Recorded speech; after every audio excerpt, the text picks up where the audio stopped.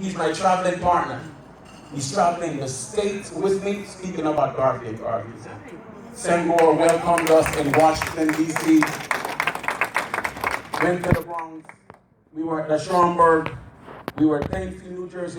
So we're going to Canada on the 10th. We're going to preach Garvey and Garvey. And so, brother, before you go, I want you to share some of Marcus Garvey quotes. Best quotes with these fine people.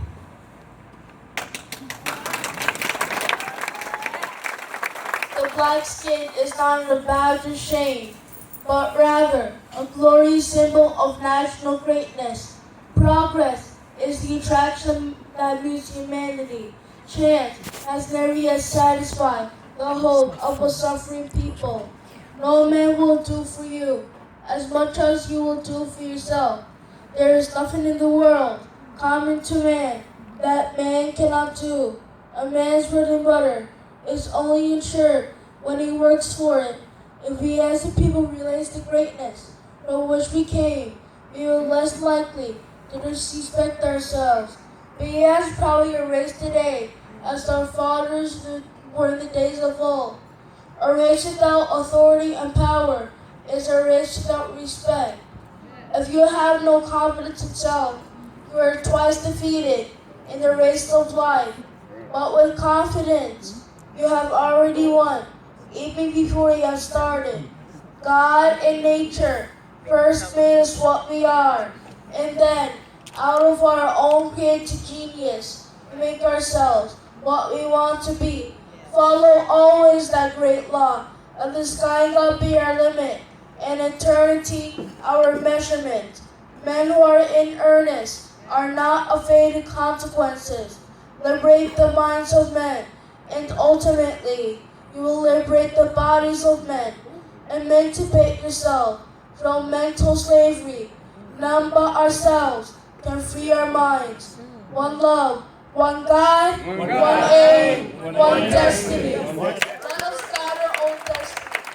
The pen is mightier than the sword, but the tongue is mightier than the both put together. You know, I have another part that he usually recites, but he says, Daddy, you recite that part much better than I do. So you're going to have to recite that part. And we don't do anything unless we do these parts and bring Garvey in the house. So be patient with me, okay? When Garvey was locked up in Atlanta, he was sure they were going to kill him. He was positive they were going to kill him. And he wrote us a letter. And to me, I recite this letter to myself almost every single day. Reason why? When I see it's taken us so long for us to unite and get where we need to get, I say Garvey to myself because it gives me the confidence that it's going to happen.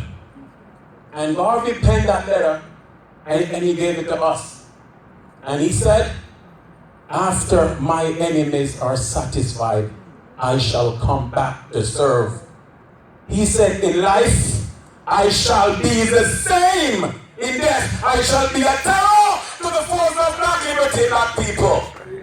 If death has black people, if death has more black people, count on me to be the real Marcus Garvey. If I may come in an earthquake, cyclone, or pestilence, or God would have me, black people, don't you know I shall never desert you and make your enemies triumph over you? Black people, would I not go to hell a million times for you? Would I not cry at the footstool of the Lord omnipotent for you? Would I not walk the earth like the ghost of Macbeth for you, black people? Then why be sad? Black people, cheer up and be assured that if it takes 1,000,000 years, the sins of our enemies shall visit the millionth generation of those who hinder and oppress us. Black people, if I die in Atlanta, my work then shall only begin. For I shall live in the spiritual to see the days of Africa's glory.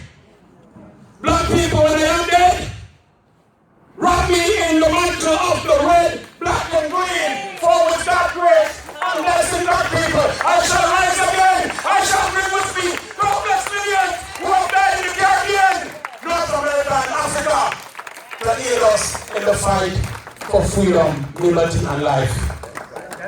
One God, one aim, one destiny. When Marcus Garvey was locked up, he defended himself. He was getting the better of the U.S. attorney.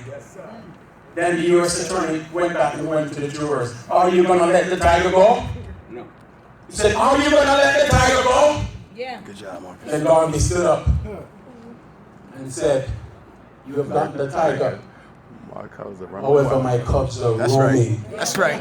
Reverend Daughtry, you're one of the cubs, brother. You're one of the cubs. Thank you for the work you have done.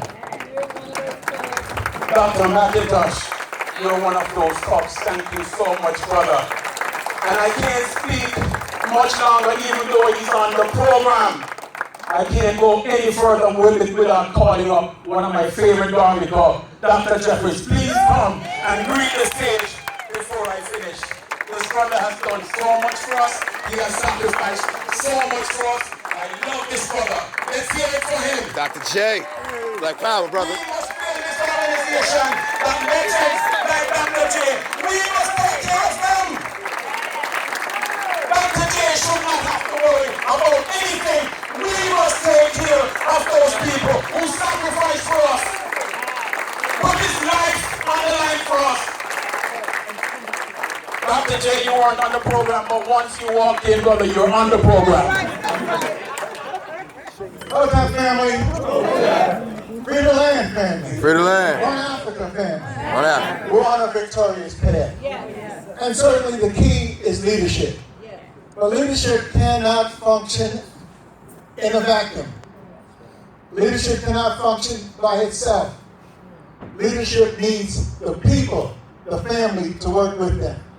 So no matter how great our brother Michael is, he can't do it unless we are with him. That's right. And by the we, I mean the extended African we. Meaning those of us alive and well, who have an African consciousness and an African vision. He needs us. But that's not enough. He needs the ancestors. That's right. Who laid a path of struggle, a way out of no way for us. And so he constantly has to be reminded of that. And we don't do what we do for ourselves. We do it for the African posterity, for the generations that are coming, that are coming, that are coming. So I just came back from Africa a few weeks ago. A couple of months ago, I was in Jamaica because we buried Dudley Thompson's widow. But at the same time, coming from Ethiopia was the grandson of Emperor Haile Selassie. At the same time, coming from the hills of Jamaica was the granddaughter of Bob Marley. And she had just done a film on Rasta throughout the world. And we were there as family. But if there's one person that represents the spirit of Marcus Garvey, the mission of Marcus Garvey, the generations to come of Marcus Garvey, I don't know of a better individual, and I've been around the world, than Michael Garvey. Black Power! So, Spirit said, fortify him with the ancestors. And so we just came from the River Gambia, dealing with reparations and slavery and colonialism and imperialism. And we have to lay before the world our demands for African peoples. So Spirit said, purchase this African stool because there'll be an occasion for you to use it. This stool was brought by my wife and I to the Americas to be here for this occasion to represent Michael Duncan's leadership in the African community. And we don't just stop with this stool which says none but God, because he's doing the work of God and the ancestors. But a year or so ago, I was up in Haiti, and we went up into the Citadel. And we received these swords from the population around there. I said, I need to have these swords for an occasion. I get these swords. So this is one of those powerful swords I want you to have. The spirit of Dessalines, Toussaint, and those in the Haitian Revolution. Crazy. And coming from What? the continent, I've been installed as a chief, so I'm not faking this. Africans have traditions to give the ancestral power to the new leaders. And so I've been installed in Ghana where I don't just wear this because it's gold. This is Prempeh II. He helped to restore the Ashanti nation and spirit. And so I've been installed in that tradition. I didn't go up to Cape Haitian and go all the way up to the Citadel because I was interested in a tourist attraction. I wanted to touch base with the spirit of Dessalines and all those Henri Christophe and inspiring the young Haitian youth in the path that they should go. So we have these deep traditions. And I'm telling you, based upon my almost 80 years on the planet, I have seen them come, I've seen them go. I've seen them burn themselves out. I've seen them have their long runs and their short runs. But I have never met a spirit that encompasses so much that we need than this brother here. Ain't no need for me to have it in my heart without casting it on the head. So, Raymond, you got to stand by him. And then you got your little problems with your Brother Sangor. He passed the torch, so come on, back up here.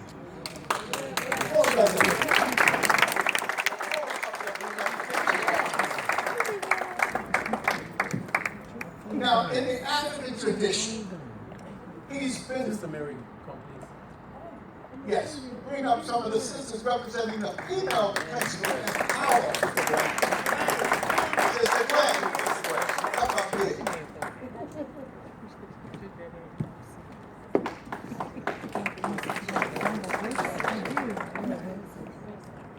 In the African tradition, greatness that has gone on to the great beyond is instilled in the current leadership. And that's why we have these ceremonies like installment. And so the stool symbolizes the soul of the ancestors.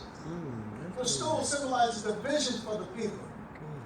And so I would ask your pardon to have a 2-second installment of this brother that I feel like no other brother for.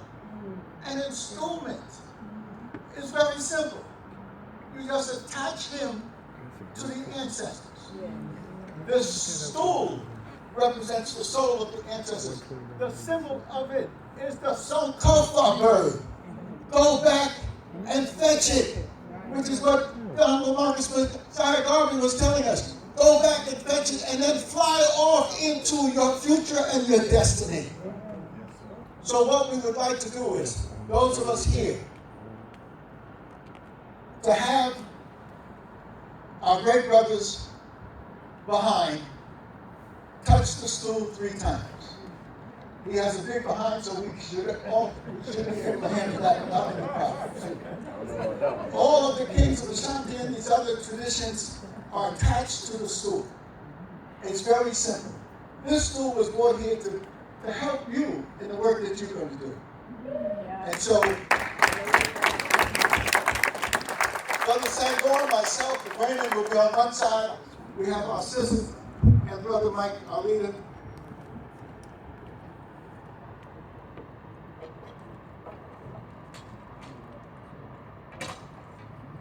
Turn around, Brother Mike.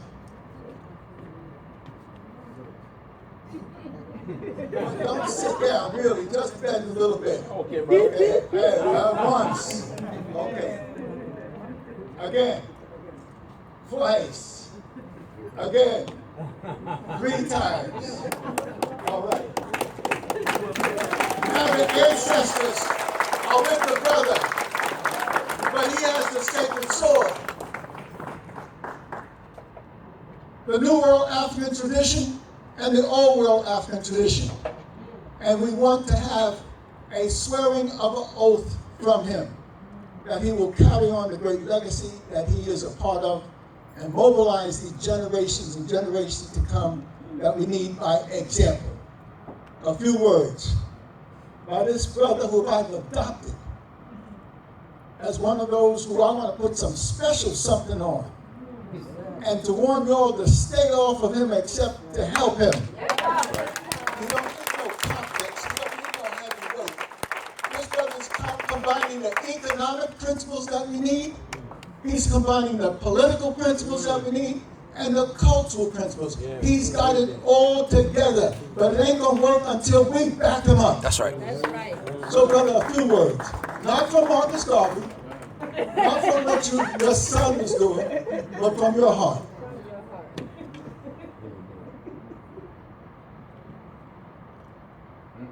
All I have, I will give to you, your humble servant. Yes, sir. And he'll have us helping him and look to us in the world then. That's right. As the African takes back his claim to fame and his heritage. Thank you, brothers and Madasi.